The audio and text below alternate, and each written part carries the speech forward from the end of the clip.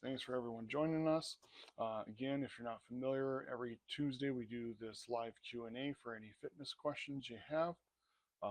As always, if you're not comfortable putting it in the comments below, you can always feel free to private message us. If we don't see it during the current live session, we can always answer the question in the following weeks or have a private discussion so you don't have to worry about anything being shared out. We do want to answer your questions and kind of help you out any way that we can to get you going with your health and fitness, which is one thing that I wanted to kind of talk about. I know last week's subject, we answered a lot of questions on Ozempic. One of the things that I've kind of see come up a lot is people turning to it thinking that now there's no need to work out anymore because that's going to solve their weight problem. But what the challenge with that thinking is you're not taking into consideration the other benefits of exercise and movement. While yes, most people enter into exercise with some sort of weight management pursuit, the impacts of exercise are numerous beyond just weight management itself. So much so that most studies are finding that just simply doing some form of exercise, strength training, walking, they all have big benefits, but they're seeing anywhere, if you're doing it from the difference between zero exercise and 1 to 2 days a week, they're showing anywhere from a 15 to 30% reduction in all mortality causes. Okay, so again, what that means is the difference between doing some sort of movement with your body, some form of exercise, going for a walk, strength training, playing with the kids, walking with friends in the park, going for a bike ride, doing that 1 to 2 times a week compared to not doing it at all, they're seeing a reduction in mortality, that means death, by 15 to 30% compared to someone who's not doing anything. So that's a huge return on investment for your time, regardless of what happens with your weight. That's the reason why one of the things that we try and emphasize is we want you to be happy not just with the way your body looks, but also with the way it feels and functions. Because I know from personal experience that those two are just as important, if not more so, than the external outside appearance. Because it's hard to feel good about yourself if you're in pain all the time, if you feel limited in what you can or can't do with your body, because either you're not flexible enough, you're not strong enough, you get winded too soon. None of those are fun things to have to deal with and have limit what you get to do with friends, what you get to do for yourself, missing out on opportunities because other people are going on something that you don't feel confident enough to do with your body.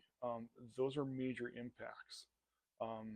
So much so that simply the loss of mobility because of strength as we age has a twofold impact. One, obviously, the less.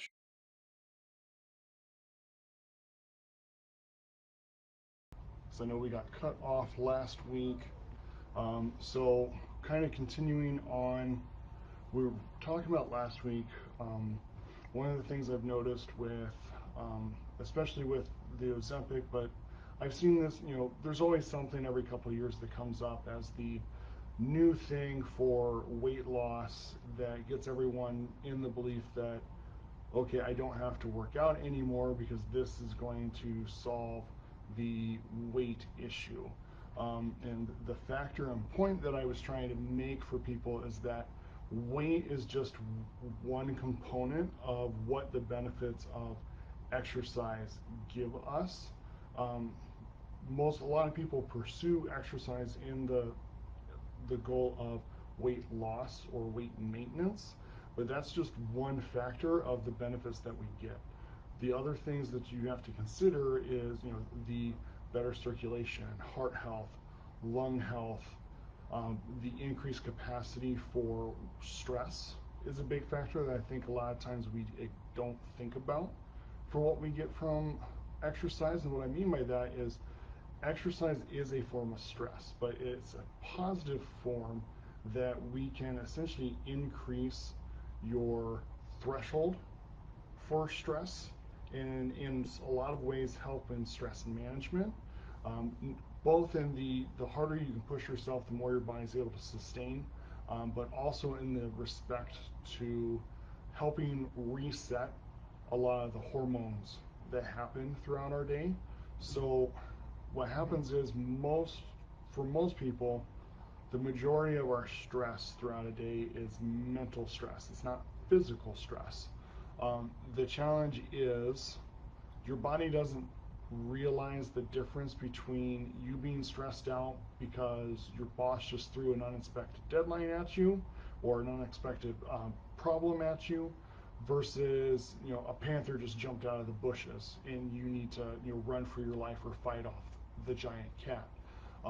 Physiologically, once we have that oh crap response, the hormones start releasing just the same, regardless of which situation that may be.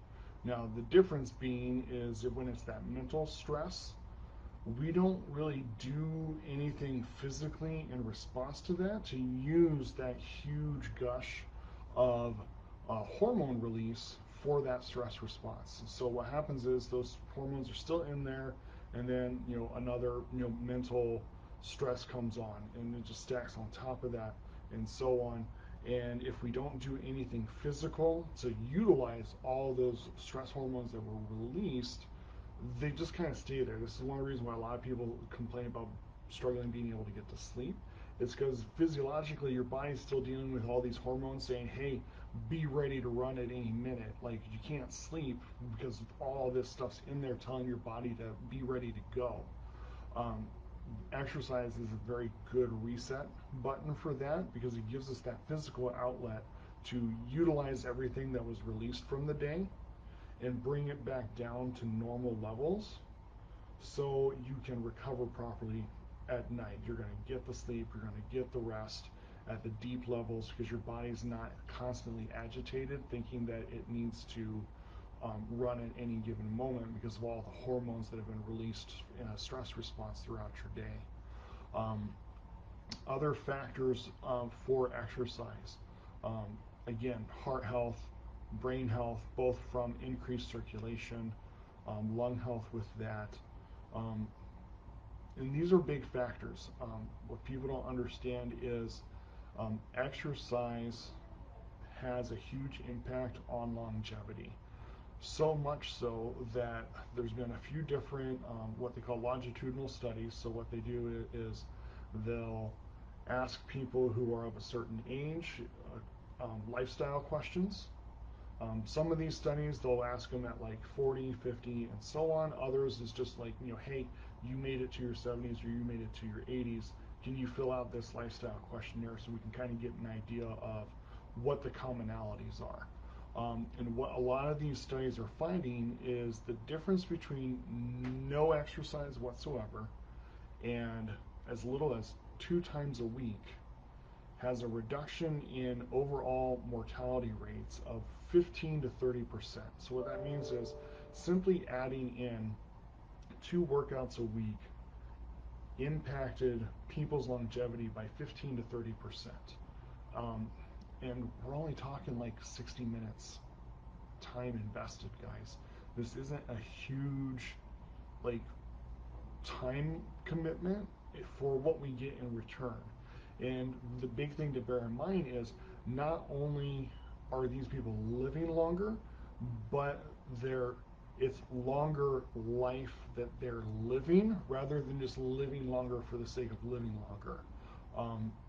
Mobility, body functioning, disease prevention, being able to make it so your last years are actually moving, livable life is huge. And without exercise, without taking care of your body, it's hard to get to that point. And kind of on a related aspect of that, movement helps maintain mobility long term.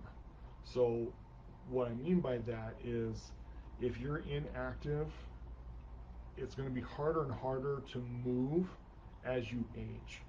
And one of the findings that they're coming across is that that lack of mobility has a huge impact on the elderly's social interaction ability. And the problem is social interaction is one of the biggest factors for long-term well-being.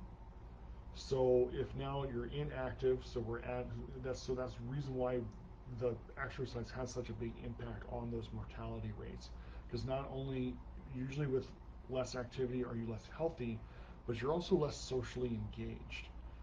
And that social engagement, we're finding more and more that the impact on mental health goes a long way for the rest of your body's health. So the exercise helps in all areas. Um, so much so that they're finding that being active has an impact on mental health, not just because of blood flow and endorphins and things like that, but just simply because people who maintain their mobility are able to do things with their friends, even as little as just being able to leave the house whenever you want to go see a friend, whether it be go see a friend for lunch, go see a friend to walk in the park, go see a friend to play pickleball. Just the fact that you can make the effort to go do these things as you age has a huge impact upon um, physical and mental health and how we age long term. So, just a few things to kind of think about.